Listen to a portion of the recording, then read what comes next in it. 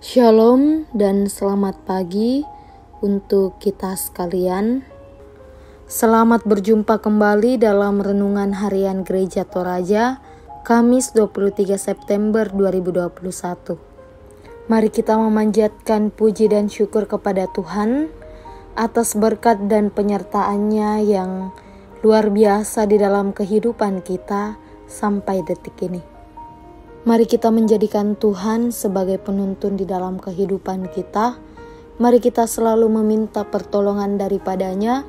Pertolongan kita adalah dalam nama Tuhan yang menjadikan langit dan bumi.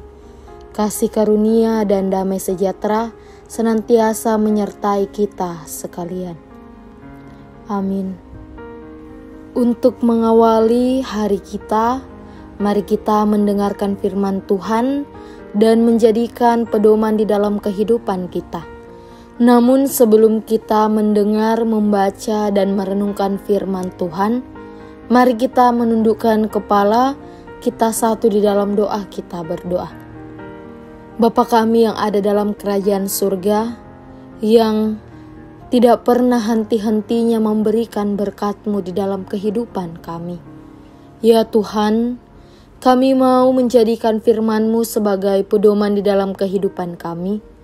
Maka dari itu, kami meminta Roh Kudus-Mu agar menyertai kami, sehingga kami dapat mengerti firman-Mu di dalam kehidupan kami. Inilah doa kami, di dalam nama Yesus Kristus, Tuhan dan Juru Selamat kami. Amin.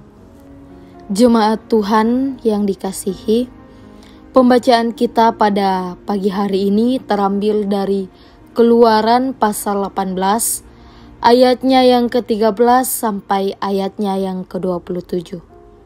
Firman Tuhan berbunyi demikian. Pengangkatan hakim-hakim. Keesokan harinya, duduklah Musa mengadili di antara bangsa itu, dan bangsa itu berdiri di depan Musa, dari pagi sampai petang.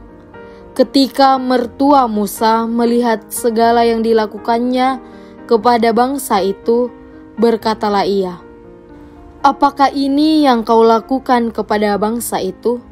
Mengapakah engkau seorang diri saja yang duduk, sedang seluruh bangsa itu berdiri di depanmu dari pagi sampai petang?"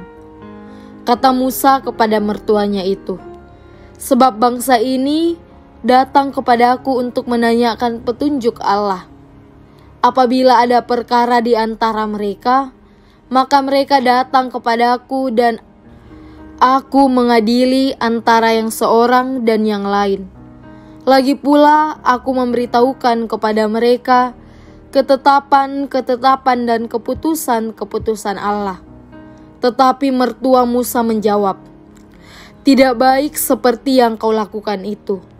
Engkau akan menjadi sangat lelah, baik engkau, baik bangsa yang beserta engkau ini. Sebab pekerjaan ini terlalu berat bagimu, takkan sanggup engkau melakukannya seorang diri saja. Jadi sekarang, dengarkanlah perkataanku, aku akan memberi nasihat kepadamu dan Allah akan menyertai engkau. Adapun engkau, wakililah bangsa itu di hadapan Allah dan kau hadapkanlah perkara-perkara mereka kepada Allah. Kemudian haruslah engkau mengajarkan kepada mereka ketetapan-ketetapan dan keputusan-keputusan dan memberitahukan kepada mereka jalan yang harus dijalani dan pekerjaan yang harus dilakukan. Di samping itu, kau carilah dari seluruh bangsa itu orang-orang yang cakap dan takut akan Allah, orang-orang yang dapat dipercaya dan yang benci kepada pengajaran suap. Tempatkanlah mereka di antara bangsa itu menjadi pemimpin 1.000 orang, pemimpin 100 orang, pemimpin 50 orang, dan pemimpin 10 orang. Dan sewaktu-waktu mereka harus mengadili di antara bangsa, maka segala perkara yang besar haruslah dihadapkan mereka kepadamu, tetapi segala perkara yang kecil diadili mereka sendiri. Dengan demikian, mereka meringankan pekerjaanmu. dan mereka bersama-sama dengan engkau turut menanggungnya. Jika engkau berbuat demikian dan Allah memerintahkan hal itu kepadamu, maka engkau akan sanggup menahannya, dan seluruh bangsa ini akan pulang dengan puas senang ke tempatnya. Musa mendengarkan perkataan mertuanya itu, dan dilakukannya segala yang dikatakannya. Dari seluruh orang Israel, Musa memilih orang-orang cakap dan mengangkat mereka menjadi kepala atas bangsa itu, menjadi pemimpin 1.000 orang, pemimpin 100 orang, pemimpin 50 orang, dan pemimpin 10 orang. Mereka ini mengadili di antara bangsa itu sewaktu-waktu perkara-perkara yang sukar dihadapkan mereka kepada Musa. Tetapi perkara-perkara yang kecil diadili mereka sendiri. Kemudian Musa membiarkan mertuanya itu pergi dan ia pulang ke negerinya. Amin. Bapak, Ibu, serta saudara-saudari yang terkasih, tema perenungan kita pada pagi hari ini ialah bersabar dalam memimpin. Seberapa lamakah Anda bertahan hidup bersama dengan orang yang tidak sabar? Lalu apa yang dilakukan Anda jika mereka yang tidak sabar untuk menemui Anda? Nah, Bapak, Ibu, serta saudara-saudari yang terkasih, dalam memimpin bangsa Israel yang tegar tengkuk, Musa berusaha memimpin mereka dengan menunjukkan sikap rendah hati, sambil tetap belajar kepada mertuanya. Sepanjang hari, Musa bersabar menerima umat yang datang menjumpainya untuk menyampaikan dan meminta pertimbangan kepada Musa. Dalam keadaan seperti itu, Yitro memperhatikan dan sangat mengerti beban dan kelelahan yang dilihat pada diri Musa.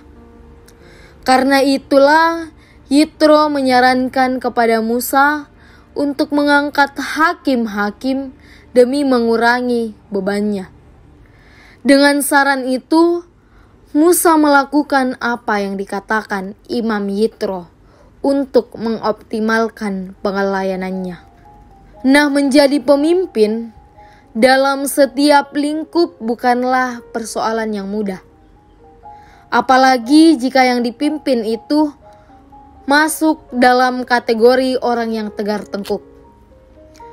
Tetapi jika sudah terpilih menjadi pemimpin di tempat itu, maka apakah yang harus kita lakukan?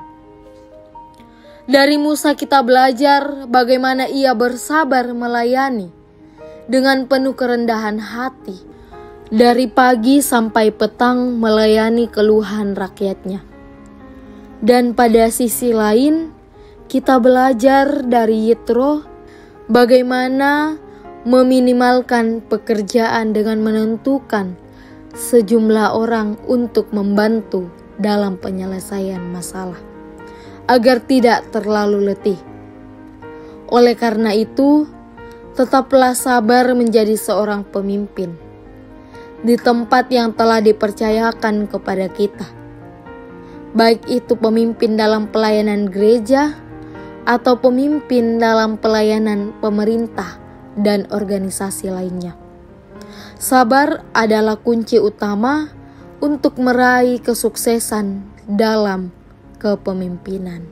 Amin. Mari kita menundukkan kepala, kita satu di dalam doa, kita berdoa. Bapa kami yang ada dalam kerajaan surga, kembali kami tunduk kepadamu ya Tuhan, mengucap syukur atas firman yang masih boleh kami dengar di hari-Mu yang indah ini. Ajarkan kami agar kami bisa menjadi pemimpin yang sabar, sehingga kami dapat menjalankan sesuai dengan ajaran-Mu ya Tuhan. Ya Tuhan, di dalam doa kami ini, kami datang mendoakan jemaat-Mu dimanapun mereka berada ya Tuhan. Di dalam kehidupannya, di dalam pekerjaannya, Engkau senantiasa menyertai sehingga ia dapat menjalankannya dengan baik. Berikan kesehatan, kekuatan, serta kesabarannya Tuhan. yang dalam kelemahan tubuh Engkau datang sebagai dokter menjamah sakit penyakit yang mereka rasakan Tuhan, sehingga dari dalamnya mereka dapat mendapatkan kepulihan. Ya Tuhan, yang sedang bersuka cita, antara lain atas pertambahan usia dan yang lainnya ya Tuhan. Kami sama-sama datang mengucap syukur atas sukacita yang masih Engkau berikan kepada kami, hamba-hamba-Mu ya Tuhan. Ya Tuhan, inilah doa kami, ungkapan syukur kami, permohonan kami yang kami haturkan di dalam nama Yesus Kristus, Tuhan dan Juru Selamat kami. Amin. Jemaat Tuhan yang terkasih, marilah kita kembali ke kehidupan kita dan melakukan segala perintah Tuhan, dan terimalah berkat Tuhan. Kiranya Allah mengasihani kita dan memberkati kita. Kiranya Ia menyinari kita dengan wajah-Nya. Amin. Selamat melanjutkan segala aktivitas kita. Tuhan Yesus senantiasa memberkati kita di dalam kehidupan kita.